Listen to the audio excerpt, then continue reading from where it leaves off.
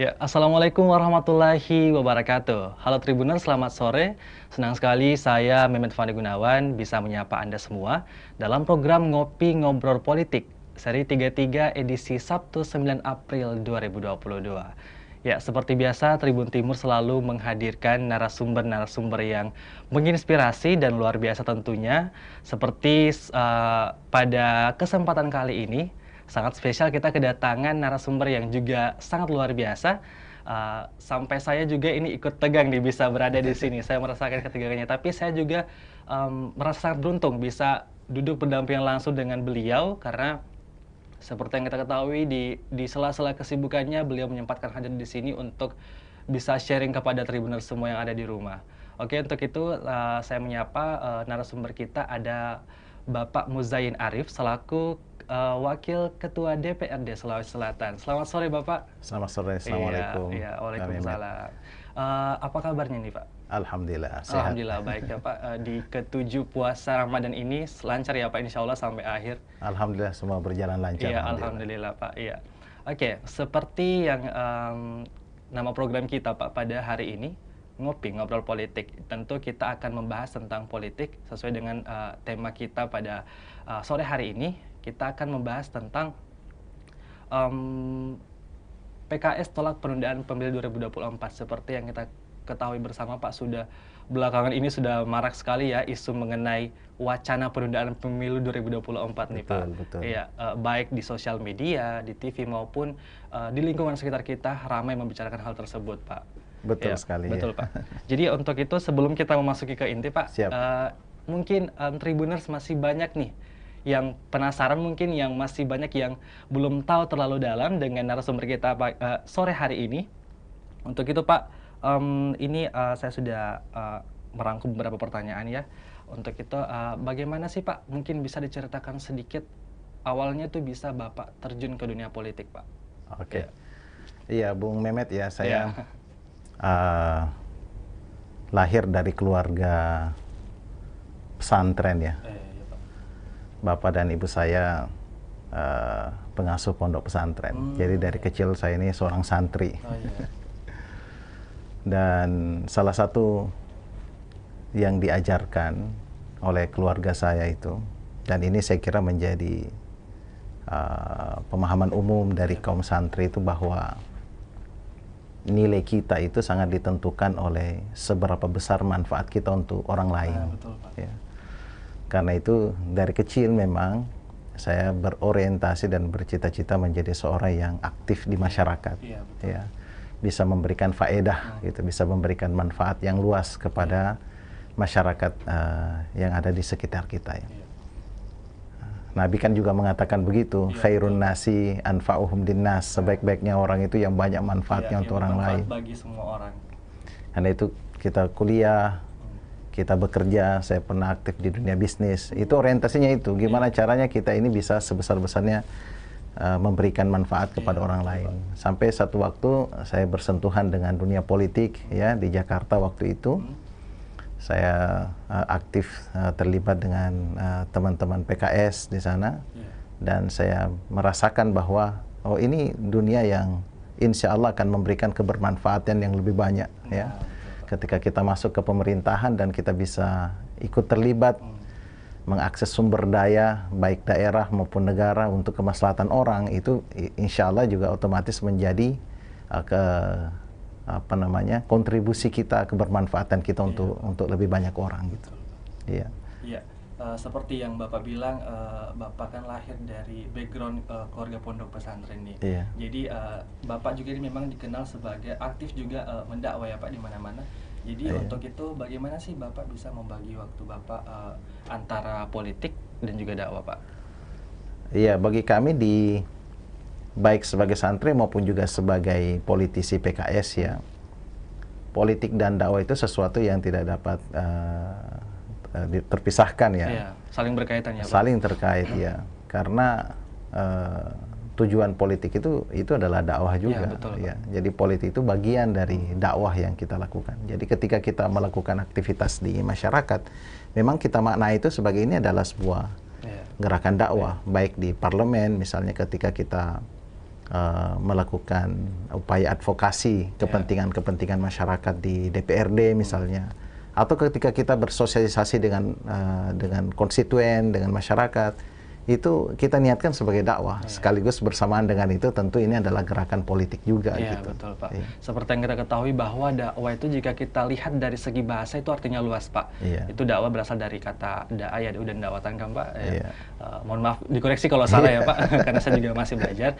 Jadi dakwah itu memiliki arti mengajak, menyeru, dan segala hal yang menuju kebaikan. Seperti halnya dengan kaitannya dengan politik juga. Sama ya, dengan Pak? politik. Iya, sama dengan saling berkaitan. Saling terkait. Iya. Jadi memang apa ya, kita kan orientasi dakwah itu apa? Itu dalam rangka mengarahkan orang untuk hidup lebih baik. Betul Pak. Kan politik juga begitu. Iya betul Pak. Kita aktif di pemerintahan sebagai legislatif, sebagai eksekutif. Kan tujuannya adalah bagaimana menciptakan kemaslahatan yang lebih luas, Iya. kehidupan masyarakat ini bisa terbangun dengan Betul baik. sekali Gitu. Pak. Jadi seperti itu Pak ya.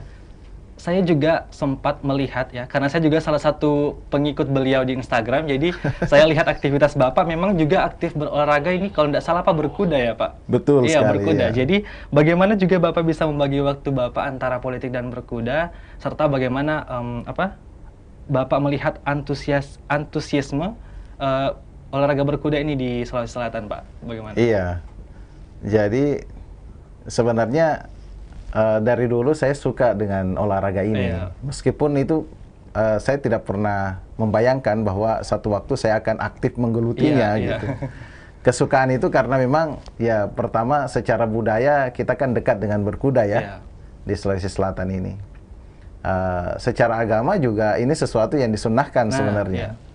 Sampai satu waktu tahun 2021 saya dapat kesempatan untuk memimpin organisasi olahraga berkuda di Sulawesi Selatan, Pordasi, Persatuan Olahraga Berkuda Sulawesi Selatan. Sudahlah, akhirnya itu menjadi pintu masuk untuk saya mendalami olahraga ini, dan sampai sekarang saya aktif itu, ya, menggeluti olahraga berkuda, sembari juga membina teman-teman pegiat olahraga berkuda di Sulawesi Selatan. Sejauh ini, alhamdulillah, perkembangannya sangat positif ya. Teman-teman yang aktif di olahraga berkuda ini sebenarnya banyak ya, cuman belum terhimpun. Jadi pada saat Pordas ini terbentuk, inilah yang menjadi rumah bagi teman-teman untuk mengembangkan ya, keterampilan olahraga berkuda di Sulawesi Selatan. Seperti misalnya teman-teman yang selama ini ada yang aktif ya, melakukan olahraga pacuan kuda di Jeneponto, kan? Juga di Sidrap. Di Sidrap juga teman-teman aktif melakukan olahraga berkuda. Tidak hanya di Jeneponto ya Pak? Iya. Di Sidrap juga, di beberapa daerah juga aktif. Iya, karena hampir semua kabupaten kota sebenarnya di Sulawesi Selatan itu punya akar berkuda sebenarnya, akar budaya berkuda. Seperti juga di kampung halaman saya ya, di Maros itu. Itu ada komunitas yang melestarikan ya aktivitas berkuda itu di masyarakat kita. Itu yang saya kemudian aktif membina mereka, ya, mengajak mereka untuk menjadikan ini sebagai sesuatu yang memberikan nilai tambah. Karena kan olahraga ini olahraga prestasi ya, yang diperlombakan di event-event resmi, di PON, di SEA Games, di Asian Games ya. Karena itu kita mencoba mendorong ya, mudah-mudahan para pegiat olahraga berkuda ini bisa melirik itu sebagai bagian dari meningkatkan ya prestasi bagi atlet-atlet yang ada di masyarakat. Di samping itu, yang terpenting juga ini kuda ini komoditi yang punya nilai ekonomis tinggi. Iya. Iya, nilainya itu tinggi sekali. Jadi kalau itu dipelihara dengan baik, itu akan memberikan nilai tambah bagi pegiat olahraga tersebut. Iya, secara ekonomi ya. Juga. Dan saya biasa keliling ke beberapa sentra berkuda yang ada di Indonesia ini, bukan hanya di Sulawesi Selatan. Saya sampai keluar ke Sulawesi Barat, ke Manado, ke Jawa Barat. Memang keliling Indonesia ya Pak? Iya, sekalian belajar, sekalian juga melihat ini kira-kira impact dari berkuda ini seperti apa sih. Betul. Ternyata luar biasa sekali dibandingkan dengan apa yang selama ini masyarakat lakukan secara tradisional ya. Sebagai perbandingan itu misalnya kalau di Jeneponto, para peternak kuda di sana, ya, memelihara kuda usia 5 sampai 8 tahun, mungkin nilainya di kisaran 18 sampai 20-an juta ya. Di Manado itu kuda-kuda yang memiliki genetik yang baik itu harganya itu sudah mencapai 50 juta, itu usianya baru 1 tahun. Nah, saya membayangkan bahwa kalau proses ya breeding dan pemeliharaan kuda yang ada di daerah-daerah lain itu diterapkan di Sulawesi Selatan, pasti kontribusinya untuk mensejahterakan masyarakat juga akan sangat tinggi. Nah, itu kira-kira di antara motivasi dan perkembangan ya dunia perkudaan di Sulawesi Selatan ini setelah 1 tahun saya geluti. Iya. Jadi memang tidak banyak Tribuners yang ketahui bahwa Bapak ini memang sudah suka olahraga berkuda dari kecil ya Pak ternyata. Ya, dan Iya.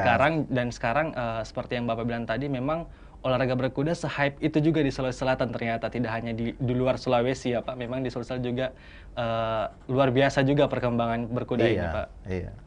Iya, baik Pak, itu tadi sedikit background Bapak ya. Kita mungkin sudah mulai masuk nih ke tema kita pada sore hari ini, seperti yang sudah Tribuners lihat ya, PKS tolak penundaan Pemilu 2024. Tapi sebelum itu saya mau tanya sama Bapak. Kalau boleh tahu Pak, apa rencana politik Bapak di 2024 dan apakah ingin naik kelas atau memang tetap konsisten dulu nih di Provinsi Sulawesi Selatan, Pak?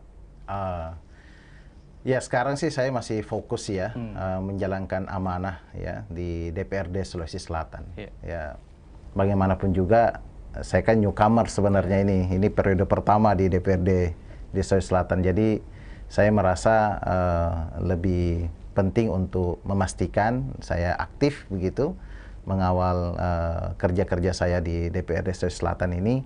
Untuk berikutnya nanti kita lihatlah. Nanti mungkin menjelang pemilu ya, setahun mungkin tahun depan baru kita lihat kalkulasinya apakah akan tetap di provinsi atau melihat peluang yang lain.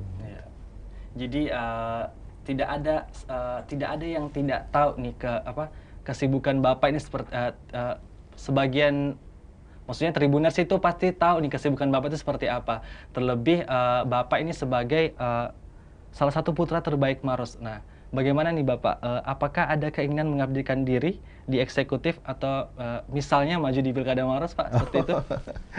Iya, itu juga nanti saat ini saya belum melihat ke sana ya, karena konsentrasi saya saat ini adalah bagaimana menuntaskan amanah yang diberikan oleh masyarakat untuk saya menjadi perwakilan mereka di DPRD Sulawesi Selatan ini gitu. Jadi ya kembali nanti kita lihat bagaimana respon masyarakat terhadap kerja-kerja kita. Apakah masyarakat ya masih menghendaki untuk kemudian kita berkiprah ya, dan kalau berkiprah apakah di eksekutif atau di legislatif, itu nanti kita kembalikan ke masyarakat nanti insya Allah. Untuk itu Pak, kalau boleh tahu bagaimana sih kesiapan sampai saat ini PKS menghadapi pemilu 2024? Ada berapa target kursi yang disiapkan?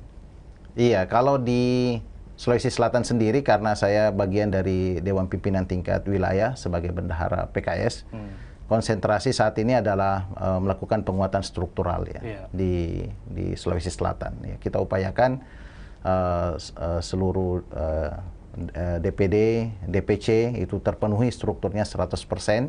Kemudian di tingkat ranting juga bisa mencapai minimal 75% kita bisa penuhi. Dengan target pemenuhan struktur seperti itu, insya Allah kita optimis bahwa PKS akan semakin baik ya, bisa meraup ya dukungan dari masyarakat. Kita targetkan mudah-mudahan paling tidak bisa 13 kursi di DPRD Provinsi Sulawesi Selatan ya, insya Allah. Ya, sementara itu Pak, bagaimana perkembangan reposisi AKD DPRD Sulawesi Selatan? Reposisi AKD, ini bagian dari amanat tata tertib DPRD sendiri sebenarnya, bahwa setelah 2,5 tahun kita berkiprah gitu, itu ada masa melakukan ada agenda melakukan perombakan komposisi AKD ya. Dan ini bulan-bulan ini masuk itu di 2,5 tahun tersebut. Insya Allah target kita sih mudah-mudahan kalau nggak April Mei lah kita mulai gulirkan. Mungkin akan diawali dengan rapat pimpinan dulu dengan pimpinan-pimpinan fraksi, dan setelah itu kita paripurnakan ya perubahan komposisi AKD di DPRD Sulawesi Selatan. Ya, jadi memang saat ini Pak sedang dalam perancangan ya Pak untuk persiapan bulan apa tadi Pak? Mei. Kita upayakan kalau nggak April ini di bulan Mei paling April tidak. Dan Mei. Ya, untuk itu Pak, sebelumnya fraksi PKS dapat berapa jatah nih dalam pimpinan AKD? PKS sendiri selain pertama dapat pimpinan DPRD sebagai wakil ketua 4 ya, itu yang saya emban saat ini. Kemudian ketua komisi, ketua komisi C, kemudian wakil ketua Bapemperda sekarang ini. Ya, salah satu AKD di DPRD Sulawesi Selatan. Ya, seperti yang salah satu tadi Bapak sebutkan ya, Bapak selaku wakil ketua 4 DPRD Sulsel. Untuk itu kalau boleh tahu Pak, bisa mungkin kita cerita sedikit ya apa-apa saja tugas ya yang Bapak lakukan selama mengemban amanah itu Pak. Iya. Sebagai wakil ketua DPRD di Sulawesi Selatan itu saya kebagian amanah sebagai koordinator Komisi E bidang Kesra ya. Terutama pendidikan ya, kemudian kesehatan, pemuda olahraga, pariwisata, kesejahteraan rakyat ya. Itu diantara OPD-OPD yang menjadi mitra kita. Yang kedua, selain sebagai koordinator Komisi E, saya juga dapat amanah sebagai koordinator bidang aspirasi di unsur pimpinan DPRD Sulawesi Selatan. Iya. Betul. Selanjutnya Pak, bagaimana Anda melihat nih sosok kepemimpinan Bapak Andi Sudirman Sulaiman? Pak Gubernur. Iya, Pak Gubernur kita.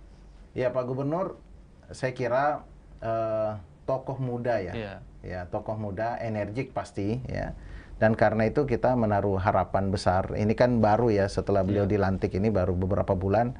Kita menaruh harapan mudah-mudahan di kepemimpinan beliau ini menyelesaikan sisa masa jabatan yang kurang lebih 1,5 tahun lagi ini, ya beliau bisa menampilkan karya-karya terbaik ya sebagai kepala daerah ya.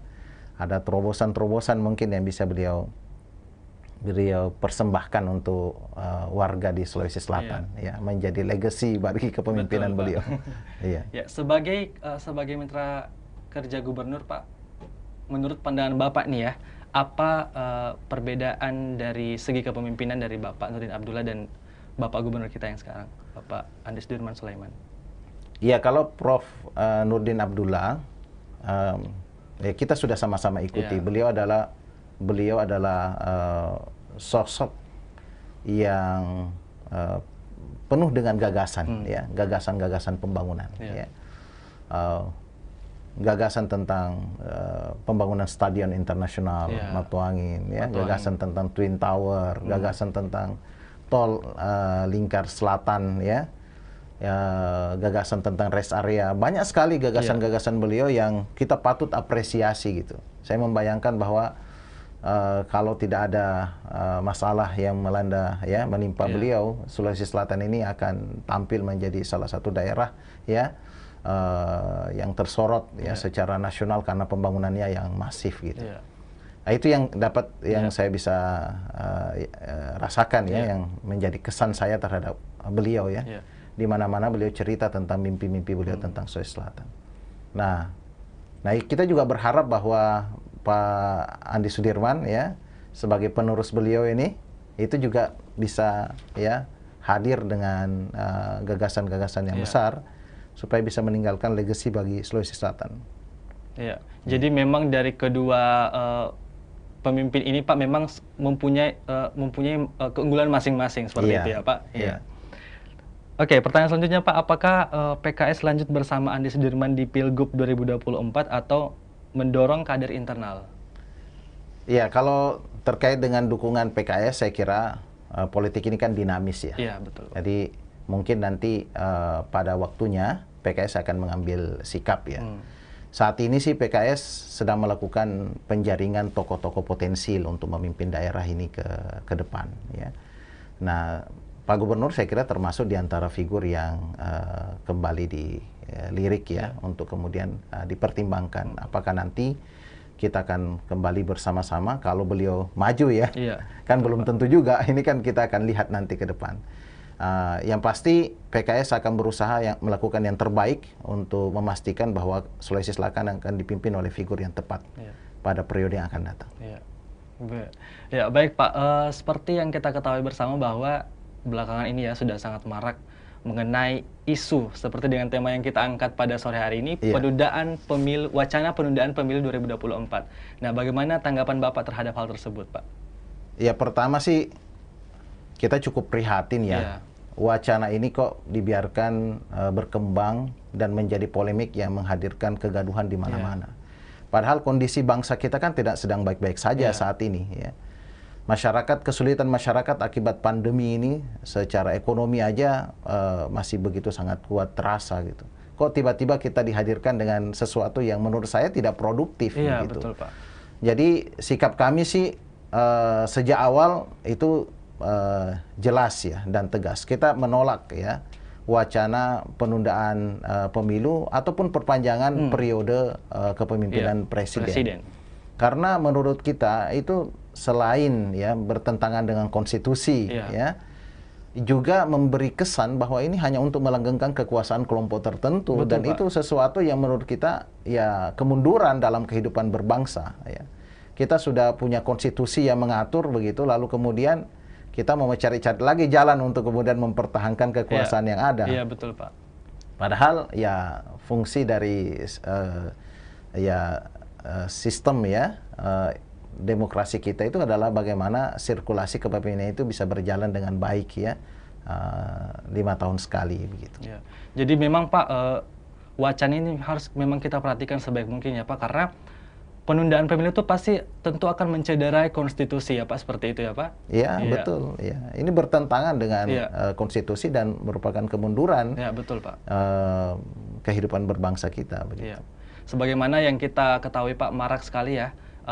Bahkan sampai mahasiswa juga turun jalan ya untuk demo ya mengenai wacana yang sudah tersebar ini. Dan saya juga sering membaca di artikel ataupun website berita mengenai wacana penundaan pemilu 2024 ini, yang dimana ada beberapa kelompok partai yang memang menyetujui hal tersebut Pak.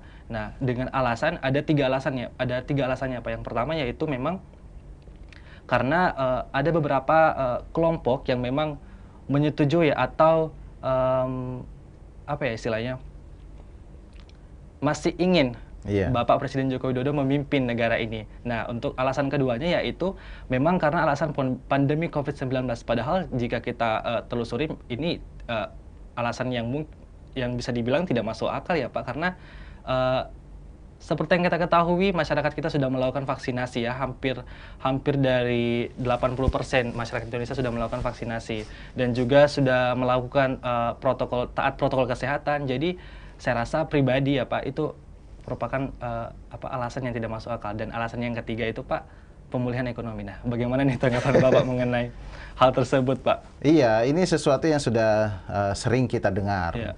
Tapi bagi kami itu tidak menemukan tidak ada pembenaran yang bisa kita dari tiga alasan tersebut ya. Tapi saya ingin menyampaikan apresiasi dulu bahwa akhirnya situasi ini direspon oleh teman-teman mahasiswa dan kaum muda di negara kita. Itu bukti bahwa kita punya kepedulian untuk menjaga kita punya negara dari kemunduran demokrasi itu tadi. Kalau karena alasan ekonomi misalnya ya mestinya kita bisa melihat bahwa pemerintah melakukan penghematan besar-besaran pada anggaran belanja negara ya. Tapi kan kenyataannya tidak demikian. Betul Pak. Ya. Bukan melakukan efisiensi, malah program-program yang bernilai besar ya. Ditambah lagi Pak, ditambah lagi pendanaan ini ya, ibu kota negara kita. Ya, itu salah satunya. Itu salah satunya Pak. Bahwa kalau seandainya betul karena alasan ekonomi, seharusnya tidak dipaksakan untuk kita melakukan pembangunan ibu kota negara di masa ini. Kalau karena alasan pandemi misalnya, kesehatan begitu. Lalu bagaimana dengan pelaksanaan pilkada tahun 2020 betul, kemarin? Pak, betul, ya kan? Pak, betul. Yang dilakukan secara masif seluruh Indonesia. Iya. Padahal itu kan puncak-puncak pandemi. Iya. Jadi menurut saya bukan alasan yang logis Iya. untuk bisa kita terima sebenarnya. Jadi ya. memang tidak masuk akal ya Pak, ketiga alasan ini. Iya, Iya. cenderung dicari-cari. Iya. Sekedar untuk menjadi Jadi yang kayak pembenaran masih untuk alasan yang menguatkan. masih bisa dibantah seperti itu Pak. Iya, itu yang kita rasakan ya. Iya. Jadi sekali lagi ini sesuatu yang tidak dapat kita terima karena memberi kesan bahwa ada kelompok tertentu di negara ini yang ingin mempertahankan kekuasaannya. Iya, betul. Dan itu sekali lagi adalah ancaman bagi kehidupan demokrasi di negara kita begitu. Iya. Jadi Bapak juga ikut setuju ya dengan aksi para mahasiswa yang turun ke jalan untuk menentang wacana penundaan pemilu 2024 ini, Pak? Tentu Iya. sangat setuju dan kami mengapresiasi, Iya, memberi betul, semangat malah mahasiswa karena ini sesuatu yang kita sudah suarakan Iya. di dalam parlemen sendiri ya, baik di nasional maupun juga di Sulawesi Selatan sendiri. Dalam beberapa kali wawancara saya sudah sampaikan ini sesuatu yang tidak dapat kita terima. Ya, dan saya yakin sekali bahwa wacana ini tidak akan laku di Sulawesi Selatan. Iya. Karena Sulawesi Selatan ini masyarakatnya masyarakat progresif, Iya. sementara penundaan pemilu itu kan kemunduran sebenarnya dalam berpikir ya, Ya, betul. terhadap kehidupan berbangsa kita. Jadi karena itu kita mendukung ya teman-teman mahasiswa terus mengawal ini agar ini tidak menjadi kenyataan gitu. Karena kalau itu terjadi, saya yakin sekali mungkin Sulawesi Selatan yang paling pertama akan melakukan penentangan terhadap Iya. agenda tersebut. Ya, jadi jika kita lihat dari ketiga alasan tadi, Pak, memang sangat tidak logis ya, Pak, seperti itu. Ya, selain memang mencederai konstitusi, memang wacana penundaan pemilu 2024 ini tentunya akan bisa dibilang membuat negara kita ini ya ribut lagi seperti kejadian sebelumnya, Pak, pada tahun 98 ya. Iya. Ya, bisa jadi seperti itu terulang lagi ya, Pak. Iya. Itu saya membayangkan akan ada revolusi sosial, Bang. Iya.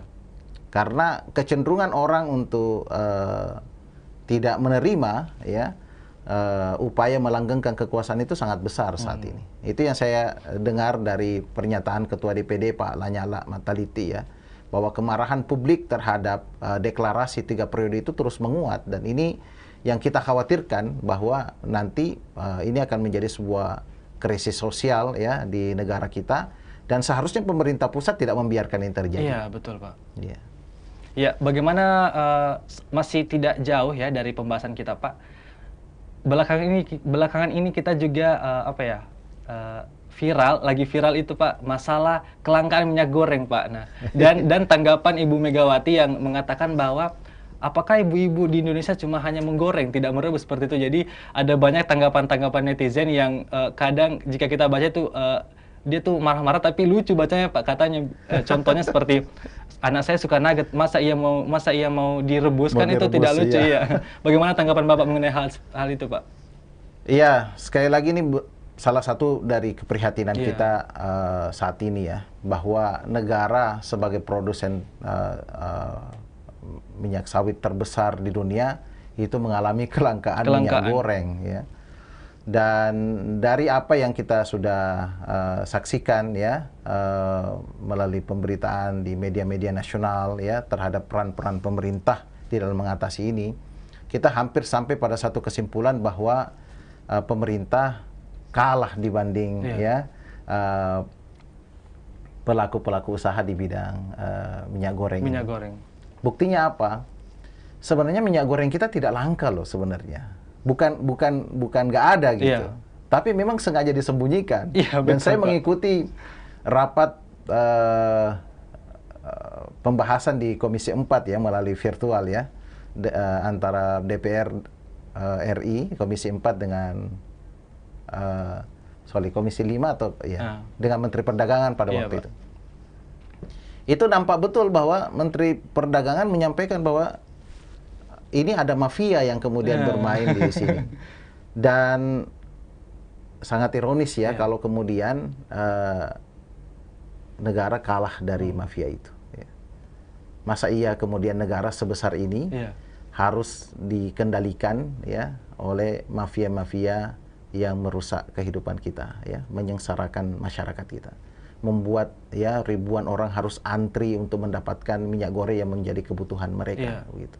Itu yang menjadi keprihatinan kita sebenarnya. Dan karena itu kita mendorong supaya negara ini harus bangkit, ya, atasi ini, ya kan, dengan seluruh instrumen yang ada, ya. Kita adalah bangsa yang besar yang seharusnya bisa berdaulat, ya kan, dan persoalan ini harusnya bisa diatasi demi kesejahteraan masyarakat kita. Ya, betul Pak. Iya. Jadi mengenai isu minyak goreng yang langka ini, minyak goreng kita ada sebenarnya, tapi ada oknum-oknum tertentu yang menyembunyikan, seperti itu ya Pak? Iya, itu kan yang kita lihat ketika misalnya harga eceran tertinggi itu dicabut oleh pemerintah, ya, dengan Permendak itu. Tiba-tiba di semua pasar-pasar retail modern terutama itu tiba-tiba banyak sekali ya ketersediaan minyak gorengnya, ya kan? Berarti ini bukan barang yang baru diproduksi, tapi baru dikeluarkan dari gudang, kan? Iya, betul Pak. Ya kan? Lalu kok itu bisa terjadi begitu? Kok ada orang, ya, ada kelompok orang di negara ini yang kemudian menggunakan kekuatannya untuk kemudian menimbun barang-barang yang menjadi hajat dari masyarakat kita. Dan negara ada di mana begitu? Iya. Negara ada di mana? Padahal konstitusi kita mengamanatkan bahwa tujuan, ya, bernegara itu untuk kesejahteraan masyarakat kita. Jadi hal tersebut memang menimbulkan banyak sekali pertanyaan ya Pak di masyarakat, ya, seperti di mana peran negara dalam menangani hal ini, mengenai kelangkaan minyak goreng. Rakyat ini sudah memberikan kepercayaan, ya, kepada pemerintah untuk mengelola negara ini, mengelola sumber dayanya. Lalu kemudian ketika ada pihak-pihak tertentu yang oleh Mendak sendiri dikatakan sebagai mafia itu melakukan upaya yang menyengsarakan rakyat, negara tidak mampu melakukan, betul, Pak, ya, pemulihan terhadap hal itu, ya. Nah, itu yang kita sayangkan sebenarnya. Betul Pak. Jadi selain minyak goreng ini juga kemarin viral ya Pak, mengenai kenaikan harga BBM Pertamax. Nah, itu juga tuh Pak yang jadi perbincangan banyak orang di sosial media. Nah, bagaimana tanggapan Bapak mengenai hal tersebut, Pak? Ya, sama. Sebenarnya itu makin menambah beban rakyat. Makin menambah beban. Di tengah kondisi yang ekonomi yang belum pulih saat ini akibat pandemi, ya. Seharusnya negara, pemerintah, ya, dalam hal ini itu bisa bijak, ya, melihat situasi untuk tidak menambah beban rakyat dengan menaikkan, ya, bahan bakar seperti itu. Karena akibat dari pandemi ini sebenarnya itu selain tentu saja menimpa masyarakat kelas bawah, kelas menengah juga yang selama ini pakai Pertamax itu juga tertimpa sebenarnya. Iya Pak. Iya kan? Karena ya kita tahu sekarang ada kelompok baru yang muncul akibat pandemi, ya, di negara kita ini. Itu yang disebut dengan kelompok miskin baru. Kelompok miskin baru. Iya, orang yang tiba-tiba menghadapi kesulitan gara-gara akibat pandemi, karena PHK, ya, karena usahanya tidak bisa lanjut. Ada banyak sekali faktor, Pak. Ya. Iya, yang akhirnya membuat orang yang tadinya itu mengkonsumsi Pertamax yang non subsidi itu tiba-tiba, ya kan, itu tidak mampu lagi mengkonsumsi itu. Yeah.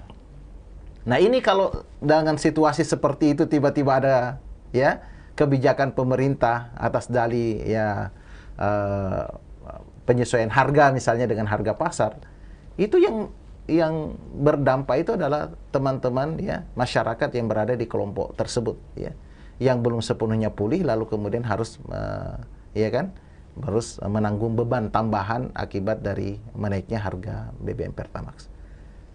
Ya, itu yang nanti akan beralih tuh, ya kan, akan shifting dia masuk ke pengguna BBM subsidi. Nah, betul. Sekarang BBM subsidinya juga dengar-dengar akan dinaikkan juga. Waduh, jadi tambah gawat lagi nih Pak. Jadi menambah lagi beban masyarakat. Itu yang kita sayangkan dan kita menyuarakan agar pemerintah betul-betul, ya, pro terhadap kepentingan masyarakat ini, ya, melakukan berbagai upaya jangan sampai ini terjadi begitu. Ya. Iya, betul sekali. Jadi memang timbul banyak keresahan nih Pak semenjak munculnya mulai dari wacana penundaan pemilu sampai dengan kelangkaan minyak goreng hingga kenaikan harga BBM Pertamax, Pak. Ya.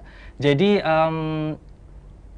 iya Pak, kemarin juga saya pernah, ya, kemarin baru-baru saya melihat di sosial media juga lagi, ya. Bapak Presiden Joko Widodo itu pada saat melakukan pidato di sebuah acara, ya, di Istana Negara tentunya, beliau itu mengatakan bahwa memperingatkan kepada menterinya untuk stop untuk stop menyebar kabar mengenai penundaan pemilu 2024. Nah, bagaimana tanggapan Bapak terhadap hal tersebut?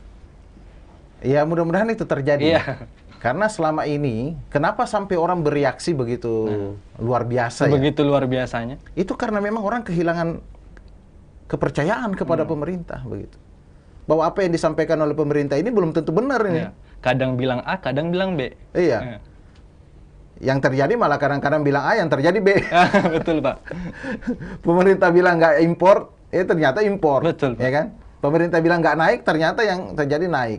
Nah, khawatirnya orang sekarang dikatakan bahwa para menteri jangan ngomongin tentang ini, tahu-tahu tiba-tiba langsung terjadi ya konsensus di kalangan para elit untuk kemudian agenda ini bisa berjalan. Nah, itu yang dikhawatirkan. Jadi betul, kita berharap mudah-mudahan apa yang distatementkan oleh Pak Presiden ini itu betul-betul menjadi kenyataan, sehingga polemik ini segera berakhir begitu. Nanti kita lihat, ya. Karena orang-orang yang menyuarakan ini kan itu orang-orang yang menurut kita ya saat ini itu punya power yang begitu besar di pemerintahan, ya kan? Kalangan menteri, ketua-ketua parpol. Jadi kalau seandainya apa yang dikatakan oleh Presiden ini benar, nanti ya harapan kita benar-benar polemik ini selesai begitu dan tidak lagi menjadi ya kegaduhan di masyarakat. Tapi yang terpenting juga saya ingin sampaikan begini, bahwa ada kecemasan yang hadir di masyarakat kita ini akibat statement-statement yang tidak bertanggung jawab menurut saya dari para pejabat yang simpang siur ya Pak. Iya, seharusnya mungkin itu tidak perlu terjadi begitu. Ya, contoh misalnya ini mewacanakan kenaikan Pertalite misalnya ya, dan gas 3 kg. Iya, gas 3 kilo. Itu belum itu sudah menciptakan kecemasan yang luar biasa. Iya kan? Iya. Dan saya mengkhawatirkan bahwa ya nanti dampaknya ini akan ya mengarah kepada krisis sosial di masyarakat kita. Kalau masyarakat sudah semakin tidak percaya kepada pemerintahan begitu, ya nanti konflik-konflik horizontal bisa terjadi. Dan itu yang kita tidak inginkan. Karena itu kita berharap bahwa pemerintah hadir meredam ini semua, bijak di dalam mengambil kebijakan, betul-betul taat terhadap konstitusi sehingga kehidupan bernegara kita bisa aman begitu. Ya, jadi dengan banyaknya statement-statement A yang terjadi B, itu membuat masyarakat semakin perlahan tidak percaya ya Pak dengan keputusan-keputusan yang pemerintah ACC seperti itu. Ya, itu yang kita lihat bahwa orang distrust kok sekarang ini terhadap pemerintahan, ya kan? Sehingga karena itu orang bereaksi begitu. Karena nggak percaya orang bereaksi, dan tahu nggak yang kena dampak besar terhadap pernyataan-pernyataan tersebut? Itu adalah aparatur-aparatur negara yang ada di desa-desa tuh, kepala-kepala desa, ketua-ketua RT, ketua-ketua RW. Kan itu yang menjadi sasaran. Orang kan tidak bisa langsung ke presiden. Iya, betul, Pak. Jadi ke situ dulu pertama. Ke situ dulu. Dan akhirnya apa? Nanti di masyarakat itu kan ada terjadi pembelahan, ada yang pro, ada yang kontra. Itu yang saya khawatirkan, itu mengarah kepada konflik sosial. Dan itu yang harus dicermati oleh para pejabat di negara kita ini, supaya jangan sampai itu terjadi konflik sosial, karena dampaknya merugikan kita pada masa yang akan datang. Iya, betul Pak. Jadi memang ada banyak timbul keresahan dari mulai terbitnya wacana penundaan pemilu 2024 ini. Luar biasa sekali ngobrol kita ya, bincang-bincang kita dengan Bapak Muzain Arif hari ini. Sangat mengedukasi juga untuk Tribuners yang ada di rumah. Untuk itu Pak, saya mau tahu lagi nih Pak, mungkin closing statement dari Bapak ataupun harapan Bapak ke depannya mengenai wacana penundaan pemilu 2024. Iya, mungkin saya ingin mengajak aja teman-teman, terutama generasi muda ya. Ayo kita cermati betul perkembangan bangsa ini dan kita kawal sama-sama. Karena regenerasi itu pasti akan terjadi. Negara ini akan sampai kepada kaum muda, ya kan? Dan kita harus pastikan bahwa dia akan sampai dalam kondisi yang baik. Jangan sampai kerusakan itu terus terjadi dan pada tingkat tertentu kita ya tidak mampu mengatasinya.